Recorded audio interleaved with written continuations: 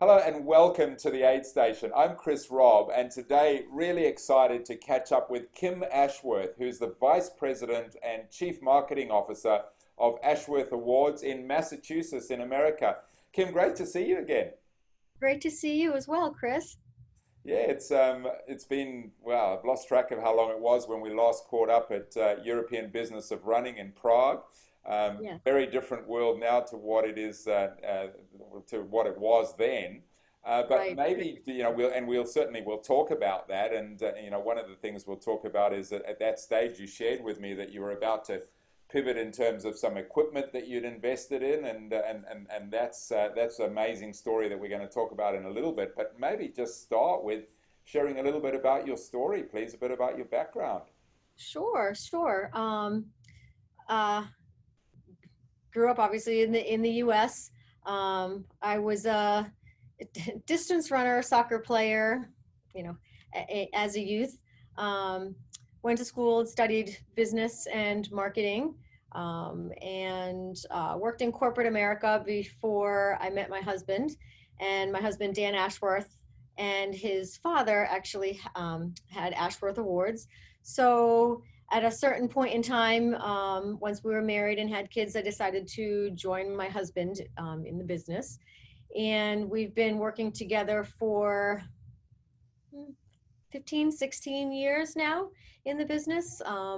My father-in-law had passed away, unfortunately, and my husband needed another business partner or was going to have to move on to do something different in his life. And so I decided to join him, and it was probably one of the best decisions I could have made. Most people say, how can you work with your husband and live with your husband at the same time? But we're two very different people, but we're also extremely competitive. We have a lot of the same thoughts without realizing the other one's having the same thought. It works very well.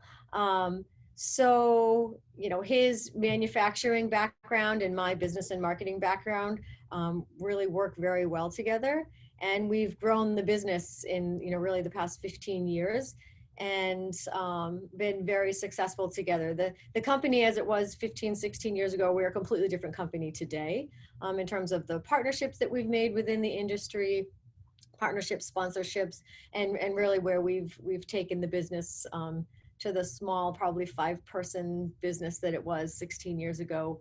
We have 20 to 30 employees today. Small business, but we're global, with a global perspective, really, and extremely large clients, like the Boston Marathon, U.S. figure skating, and the likes of that, and worked with Ironman and whatnot. But yeah, so that's kind of a quick background. I still stayed and continued to run. This year, running virtually will be my 16th Boston Marathon, but I'll be running it virtually in September. So I'm a triathlete as well. My husband is, our daughters are extremely active. We're a very active sports oriented family. So the company was already ingrained in endurance sports, but it just was, this was another extension of what we do. So we love what we do. We understand what athletes and race directors expect and need at the finish line, because we are individuals that are also at that same finish line. Yeah. So we look at it from a different perspective. We're not just looking to be a manufacturer and seller of medals. We understand what those awards truly mean, in Yeah. a nutshell. Not so. Wow. And there, right Yeah. behind you on the wall is your collection, your Boston Yes, collection. that's my collection of Boston. There's one missing. It's still at home, and then I'll have another one. So I'll have two that I'll be adding in September. I just need to get the one off of my lampshade from last year's Boston. So That's yes, yeah, fantastic. that's my Boston. And talking about family, you were sharing, the current situation. Obviously, COVID hit. You were saying, and we caught up with Dan beforehand, that Dan actually, unbeknownst to him at the time in February, had COVID and had some symptoms, and had a test recently to discover that he has the antibodies that go back to there. But Yeah. staff sent home and so on, and it became a real family business. You said your two daughters, who, as you mentioned, are keen runners and very involved in the industry, and their boyfriends working to keep the factory going. Tell us a little bit about what life's been like the last few years, the last few Yes, months, please. right. It's it's been a constant pivot, being fluid, changing, problem solving. I think that's what helps us to be successful. So mid-March is when we had the COVID shutdown here in Massachusetts. I mean, all over the US, but it was mid-March that it was decided in Massachusetts. So obviously we had to, have all of our staff work remotely from home. Our production team, we had to just have them, be furloughed per se, kept them on staff to do all we could to support them, but couldn't have anybody in the building. But we had a lot of orders that still needed to be finished and completed. Um, because as I think we had mentioned too, in November, we had soft launched our 100% steel made in USA line. It's made out of recycled steel. So we had an astronomical, and it had been so successful, and so many individuals were interested in that line. So we had a lot of business, a lot of products in house that needed to be finished. So with that, we had to send our staff home, and our daughters are both in college. One's in grad school and one is in her senior year. So their learning went to online learning, and we basically called them and said, we need you to, in between your studies, uh, come and help us run all of the equipment that we had never completely run before. We had an understanding of how they were run, but we have a fabulous staff. So as business owners, you're not running the equipment, you have staff that runs that equipment. So the girls came home, and then their boyfriends as well. They didn't have work or school or whatnot. So we tasked them and said, we need all hands on deck. We need your help. And they thankfully complied and helped us. So we were running the facility with, one of our employees felt comfortable being here. So she was here as well. And we literally were running all of the equipment, running from one side of the building to the other. I wish I had my Garmin on to see just the amount of miles, just curiosity, not that I needed the, to have it upload to Strava, but we joked I probably ran on average in the building at least 3 to 4 miles a day, just running all of the equipment. Having a whole new understanding of just the internal workings of the equipment, but it was satisfying as well. And we pivoted and went to home assemblers.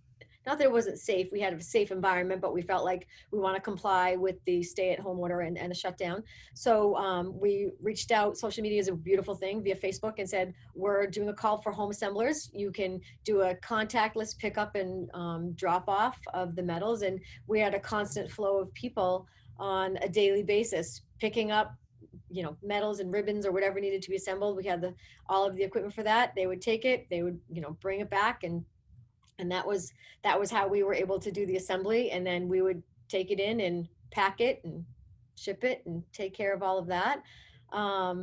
It was a, like I said, you had to problem solve and say, how can we accomplish this? What can we do? Our production team that was working from home, they were helping to set up files.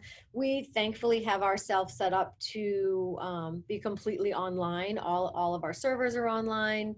All of our files are shared.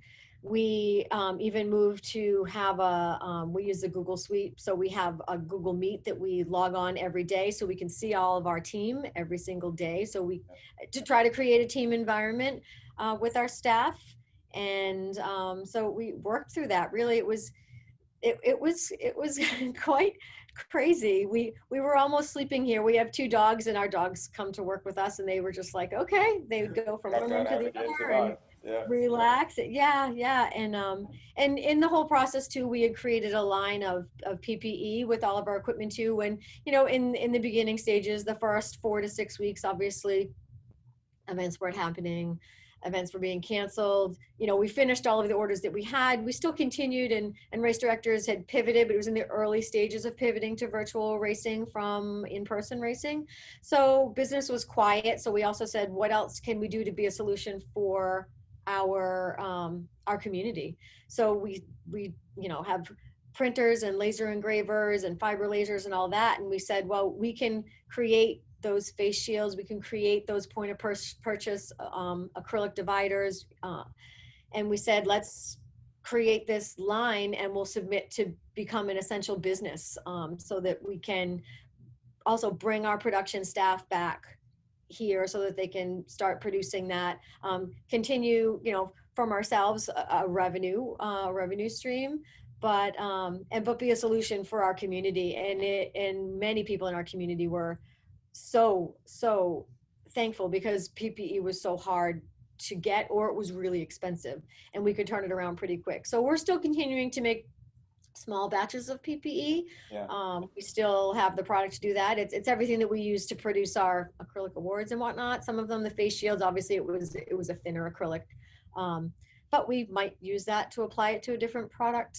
Like I said, it's problem solving. So, Wow, it's been so amazing, and I think what we were talking about before is you're an amazing bright spot in the industry, because so many people struggling, events not happening, suppliers struggling, time as we were speaking about. But your business is fundamentally exploded with this new equipment, which must have been a bit nerve-wracking for you at one stage. And you were talking about the whole virtual race space, and the numbers you were talking about, quite amazing. Tell us a little bit about what's happened there in terms of the kind of leadership role you've played in terms of helping event organizers to pivot, giving them guidance, the opportunity that they can, they're not ordering a big batch of medals from overseas, and they can top up, and this collaboration that you've been seeing, and these massive numbers. You gave me some examples of some of the events that are getting. I think you gave one example of an event that probably one of their biggest events ever that they've had is a virtual event. Right. Yeah. So, one thing that we pride ourselves in is, we're not just a vendor for our customers. We feel like we're a partner with our customers. We feel like we want to be a solution. We want to help them. We listen to what their needs are. And that's predominantly why we created this Made in USA dimensional steel line. We took the feedback from our US customers, and we heard what their challenges were pre-COVID, and the fact that they wanted a shorter lead time to their event when there were in-person events happening, or the ability to place reorders closer to their event. The air shipping of goods from overseas is very expensive. Metals are really heavy, so it's very expensive. So the majority of our 75-80% of our customers are based in the US, so we can ground ship or do a FedEx 2-day. We negotiated really inexpensive rates for our customers to do that FedEx 2-day, and it's a guaranteed, so we can get them to them faster, but not at the astronomical, air shipping rates. So we created this dimensional steel line, soft launched in November, and then coming into this era of COVID, post-COVID. We're not really post-COVID. We're still in the midst of it, but I feel like we're learning how to navigate this new normal. We now, working with our customers, there's multiple virtual events that we said, okay, we're doing 2, 3, 4 orders, and we're able to turn them around faster for them. So our lead time overseas shipping now is taking, and I think we had talked about it, what normally would be 3 days is taking 2 weeks, sometimes 2.5 weeks. Lots of things are getting lost in shipping and whatnot, versus, when we're shipping, it's 2 or 3 days. Shipping, we negotiated rates for our customers so that we could ship faster and have it be less expensive for them. And so now we're able to create multiple orders for our customers over the course of every couple of weeks with their events. So we have customers that, like the Falmouth Road Race, I can talk to them where it was an in-person race and they were limited to the numbers that could be on their road. They decided they are going virtual, and their numbers are just as high, if not higher, and having athletes from all over the world that are signing up for their event that wouldn't have necessarily been able to be an in-person event. And we're finding this with all of our customers have pivoted and changed and gone to a virtual event, or some that are hoping to do an in-person combination virtual event. And we've kind of talked to that, and we've spoken with all of our customers and shared that information in terms of us being a leader. I appreciate say that we're a leader. I feel like we're a partner in the industry. I feel like we all learn from one another and we work collaboratively together. And I guess that does make a good leader, but I feel like we're just part, we want to be part of the solution. And I guess maybe lead the charge to us all being successful as we, come through this and understand this new normal and how to be stronger on the other side. That sounds fantastic. And yeah, I think, many definitions of leadership, and sometimes being leadership is being collaborative, isn't it? And supporting and sharing. It doesn't have to be Mhm. charging forward with guns blazing. As always on the aid station, I love to finish Yeah. with an inspiring story. I mean, you're inspiring yourself with all of your Boston medals hanging behind you. I'm sure you've seen so many inspiring things. Is there one story that stands out for you that you'd like to leave with people that are watching?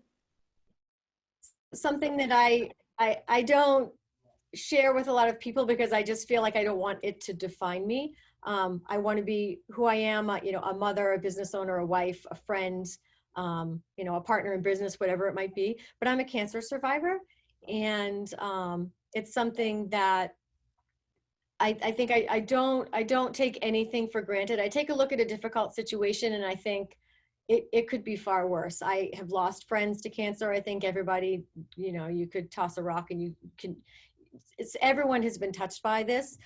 So I think of the friends that I've lost and I feel so fortunate that I've come through it and I'm on the other side of that. So the challenges of, having a bad day at work or having a challenge in a race or having a bad workout day or having, a challenging situation, whatever it may be. I feel like let's look to the silver lining. Let's look to the positive. Let's be the solution in this. And in terms of Ashworth Awards being the solution for our customers in our industry, or just as a business partner being there for one of our partners in the business or one of our customers. I feel like let's look to see what the solution is. So in terms of, I guess that if you look at this as being inspiring, it's more that I want people to say, let's look to be the solution in this. How can we work together, and be that aid station for one another, I guess, to say, Yeah. and we'll get through this. Well, that's a wonderful story. I appreciate you sharing that. I hadn't realized either, so thank you for sharing that. I'm sure that is going to inspire people. Kim, so wonderful to catch up. We could talk for ages. It was wonderful. We had a great catch up with you and Dan before we started recording, and yeah, really appreciate you making the time. Congrats on the success, and hope it's not too long before we get to see each other in person again. Thanks so much. Yes, yes. You're welcome, Chris. It was nice to see you as well. And thank you for including me in the aid station today. Wonderful. Thanks, Kim.